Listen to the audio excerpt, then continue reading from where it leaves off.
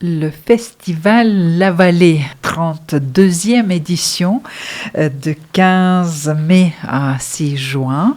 Mais pour connaître le programme et les événements de cette année 2025, dans nos studios, on accueille Anna Dumont-Marty, bonjour. Bonjour. Coordinatrice d'une association CRAC, association organisatrice de ce festival, et Patrice Rose, bonjour. Bonjour. Au nom de la Ligue de l'enseignement, vos fonctions à la Ligue? Je suis responsable du secteur éducation jeunesse. Ce festival La Vallée a déjà ses traditions, ses habitudes. Et tous les ans, vous dépendez de communes qui veulent accueillir ce festival La Vallée. Peut-être vous pouvez décrire où va se dérouler le festival 2025 en Dordogne. Alors en effet, on est accueilli par différentes communes. Donc 3 communes du Grand Périgueux et 3 communes de la communauté de communes Ilverne-Salambre. Principalement, pour le tout public, il y aura les communes d'Annès et Beaulieu, Montrem, Grignol et Bourroux. Et pour le jeune public, parce que c'est une autre tradition du festival, c'est-à-dire qu'on a un festival tout public et jeune public scolaire, et pour donc le jeune public, on sera à Annès et Beaulieu, Minsignac et Chonterac. La carte est large, les lieux sont assez éloignés des centres urbains, donc c'est ça aussi la marque de ce festival. Oui, c'est ça. Oui. C'est un festival de spectacle vivant en milieu rural. Voilà. Enfin, le spectacle va vers les habitants et pas l'inverse. Oui. Son nom l'indique, en fait, c'est un festival qui se déroule en vallée de l'île, qui est un bassin de vie, mais qui n'est pas obligatoirement un espace avec un découpage administratif correspondant. Donc cette année, justement, parmi les dates qu'on propose en tout public, il y a une journée le samedi 17 mai à Annès et Beaulieu qui nous permettra par une déambulation, de proposer des spectacles qui vont commencer à Annès et se terminer à Montrem-Montancé. Et en fait, on va relier les 2 communautés de communes partenaires du festival. On sait que chaque événement, chaque date, c'est vraiment quelque chose d'important pour la commune. Et souvent, les habitants, ils se préparent en avance. Est-ce que vous pouvez nous raconter un petit peu la cuisine, comment ça fonctionne, cet engouement à l'interne? Alors, bon, déjà, c'est la 32e édition, donc c'est un festival qui a vraiment implanté sur le territoire. Effectivement, il y a beaucoup de bénévoles qui participent, et sans eux, on n'en serait pas à déjà 32 éditions, et on pourrait pas mener le festival tel qu'on le mène. Donc effectivement, alors comment ça se passe? Nous, Anna et moi, on prépare des propositions de programmation, en concertation aussi, en échange avec les amicales laïques, les communes, les représentants élus et les techniciens des communes. Et ensuite, on fait, là, on est en train de faire la tournée des réunions, en fait. On va dans chaque commune, on rencontre les bénévoles, on leur explique un petit peu comment les journées vont se passer, que ce soit en tout public ou en jeune public.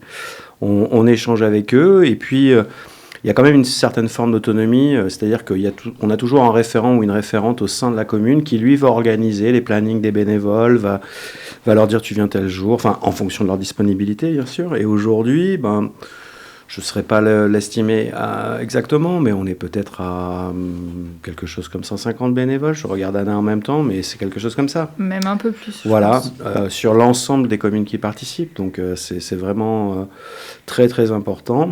Mais ça fait partie du projet. C'est aussi des temps conviviaux, puisque, par exemple, pour le jeune public, les artistes passent la semaine avec nous. On déjeune tous ensemble, les bénévoles, qui font eux-mêmes, le plus souvent eux-mêmes, la cuisine pour les repas. Et tout le monde mange ensemble, les techniciens, les artistes, les équipes du CRAC, les équipes de la Ligue et les bénévoles. Ce sont des temps vraiment très conviviaux, et très régulièrement, même systématiquement, les compagnies sont ravies d'avoir ce temps d'échange et ce type d'accueil. Et il y a aussi ce moment du spectacle. Voilà, peut-être quelques mots sur la programmation de cette année et les compagnies qui vont participer. Tout à fait. Alors, cette année, on va accueillir une vingtaine de compagnies, et comme tous les ans, on a une programmation assez variée, c'est-à-dire qu'il y aura du théâtre, de la déambulation, des concerts, du cirque.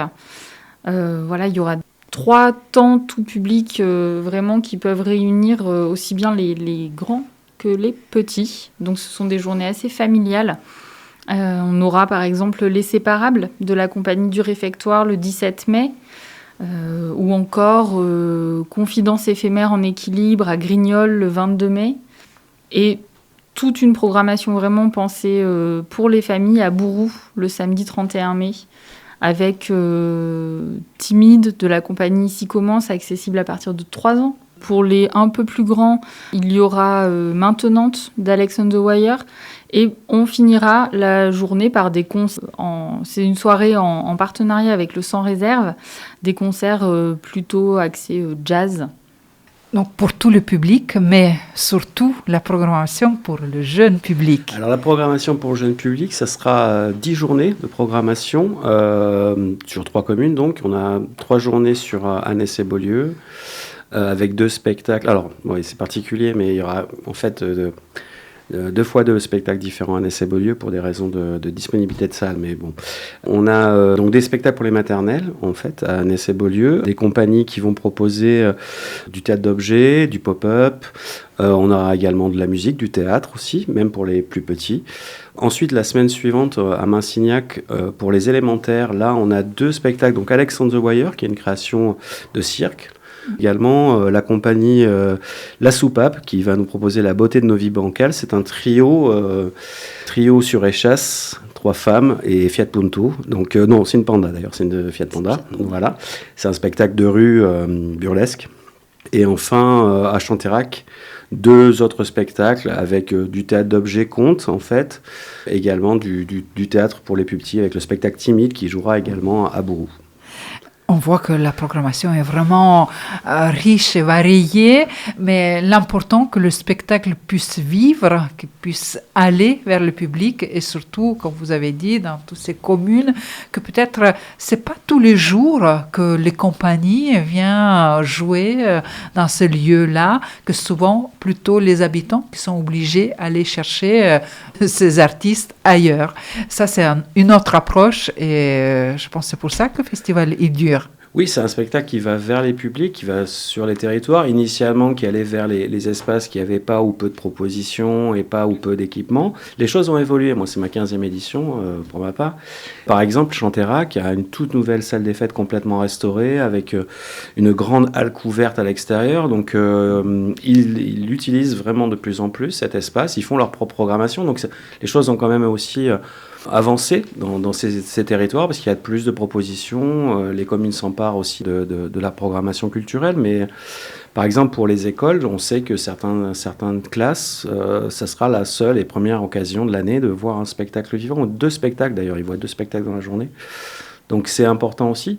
Et comme vous disiez aussi, aller vers les artistes. Et nous, on organise constamment, après les représentations, des bords de scène. Donc on envoie des dossiers pédagogiques aux écoles pour qu'ils préparent les représentations.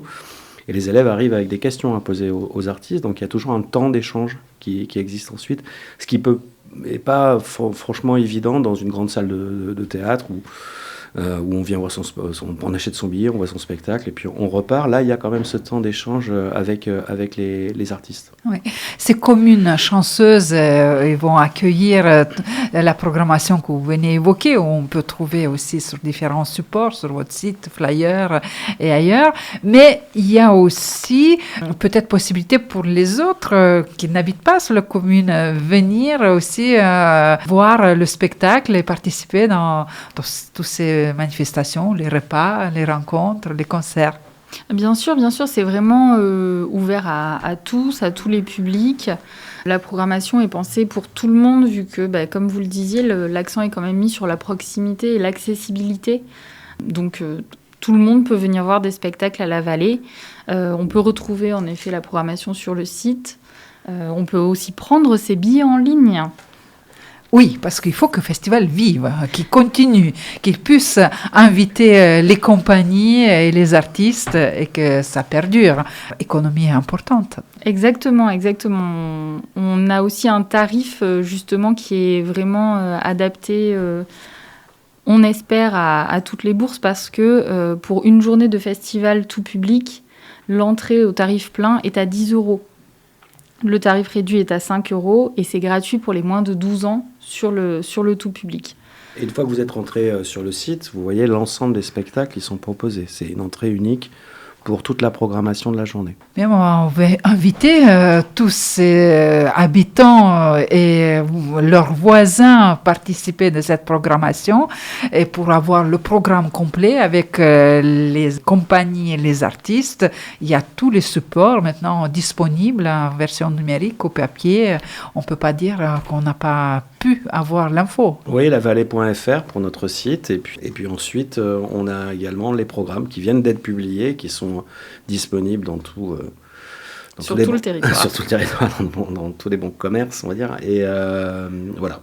Donc du 15 mai, en jeune public pour commencer, jusqu'au 6 juin 2025. Donc. En jeune public pour terminer. Et en jeune public pour terminer. Mais merci d'avoir nous faire découvrir avant-première cette programmation. Vous voulez ajouter quelque chose, Anna?